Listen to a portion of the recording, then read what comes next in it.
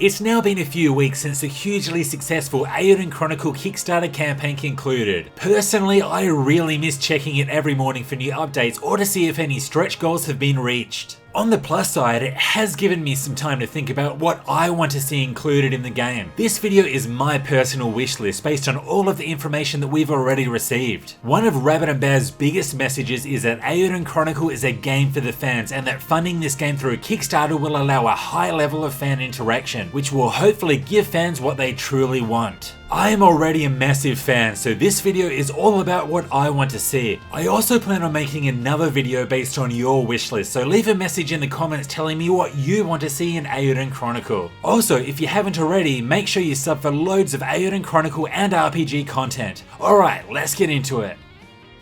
With so many playable characters, it would be easy for most of them to take the back seat while your chosen party does all the work. Rabbit and Bear already stated that those who aren't in your party can be sent off to do other things around the world, and I think that this is great. Something that really excites me about this is how you'll actually be able to see them out there in the world doing what you sent them out to do. However, something that I really want to see is situations that require you to break up into multiple parties through the main story. One example of this that worked so well was the 3 parties of 6 that you formed to take on Luca Blight. This not only made Luca feel like an absolute powerhouse, but it also made it that some of the characters that would usually be ignored had a purpose. Having well-designed dungeons or story events that require multiple parties would work incredibly well here. For instance, if you had to infiltrate an enemy fortress, you could split into 3 teams. One team could attack from the front, another from a secret entrance, and another could be set up to intercept enemy reinforcements. When games do this right, it is awesome, and Eiyuden Chronicle has a huge opportunity here.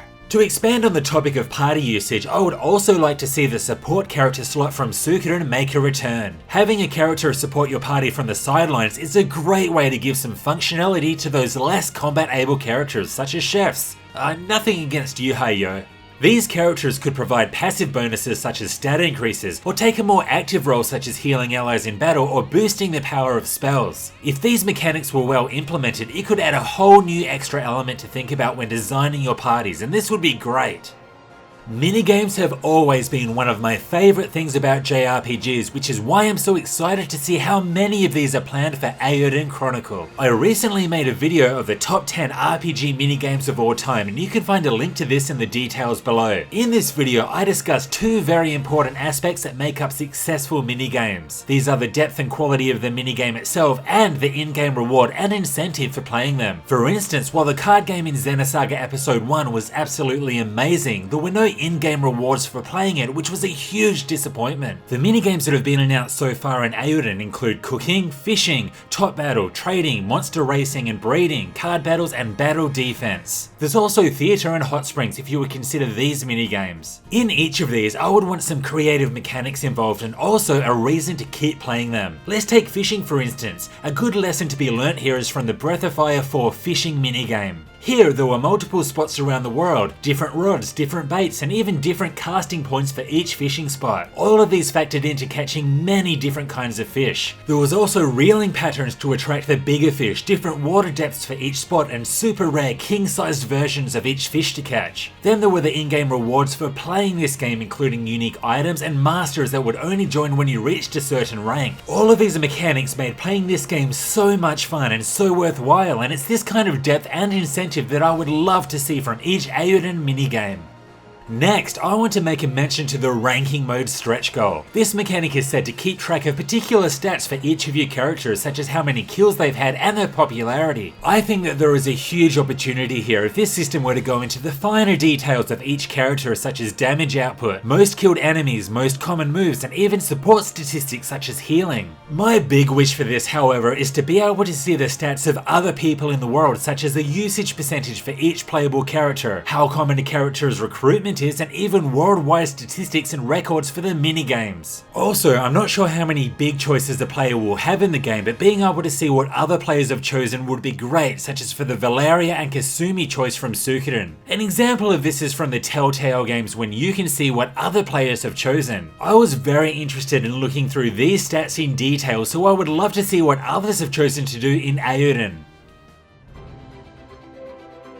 Suikoden just wouldn't be Suikoden without the one-on-one duels and the large-scale army battles. To start with the duels, I'm really interested to see how these will evolve from what we've seen in the past. I mean, the basic rock, paper, scissors mechanic with enemies dropping hints in their comments was fun back then, but I want to see more this time around. I'm hoping for mechanics that add a bit more strategic requirement that perhaps take some trial and error to find the enemy's weaknesses. I would also like a place to experience this system whenever I want. I've always wanted some place in the Suikoden HQ where you could spar against your army, so I'm hoping that they do something like this in Eiyuden Chronicle. When it comes to the large-scale wars, I honestly do not know what I want. Turn-based strategic battles using a grid system like from Suikoden 2 and 4 worked well, but I also liked the evolution to more real-time battles from Suikoden 5. I'll leave this one in the hands of the gods, but I'm also interested to see what you want, so leave a comment below. There really isn't too much I can comment about for the story at this point since we don't know much at all. I am perfectly comfortable in leaving this in the hands of the great Murayama. However, what I really want Eiyuden Chronicle to be is the foundation of a great series. I hope that this title establishes lots of lore and provides hints of things to come in the possible future games. Give us fans something to speculate about. I swear, the decade of Suikoden speculation, theories and conversations that I took part in through the 2000s was probably the highlight of my gaming life. If fans complete Eiyuden Chronicle and continue talking, speculating and theorizing about the characters, the world and what's next, then that's a job well done. This is so important. And it is fine if you give us a bunch of characters that we don't learn much about, so long as there's a level of intrigue there or questions that are sparked about them. Just take George Prime from Suikoden. He was a very minor character from Suikoden 2 but played a massive role in Suikoden 5, and this was one of my favourite things about the game. Now, it does sound like Eiyuden is going to be a lore-heavy game, and I would love to see some thought and purpose put into the non-playable characters that make up the world of Oran. One thing that I love about the Trail series is how the NPCs have so much to say and teach you a lot about everything in the world. They often change their dialogue after completion of story events, so going back and talking to them multiple times is always worthwhile. Even better is that most of the trivial side quests also actually teach you something about the characters or the world around them. Tracking down kittens is fine, so long as you feel like it was worth actually doing. I hope that Eiyuden takes a page out of the Trails book in this regard. I was so happy when the depth stretch goal was finally met. This is described as a special randomized dungeon where your chosen party takes on unique challenges not found anywhere else in the game. Firstly, the fact that there is an optional challenging dungeon is awesome. I absolutely hate it when RPGs have an awesome combat system but everything is a pushover. It's great that we'll get the depths, but I really hope that there are more optional challenges in the game. I would love to see a range of optional dungeons and super bosses that are far more difficult than the final boss at the end of the main game. Also, I personally want this all to be in the end game, not the post game. After I beat a final boss, I am much less motivated to continue playing the game, so a lot of end game content is very important to me. And there we go, this was my wish list for Eiyuden Chronicle. What do you think? Do you agree or disagree with my list? And what do you want to see in Eiyuden Chronicle? If I get enough responses, I'll do another video for what you guys want to see. This was Hellfire RPGs, thanks for watching. If you liked this video, hit like and also sub for loads more Eiyuden Chronicle and RPG content. See you next time.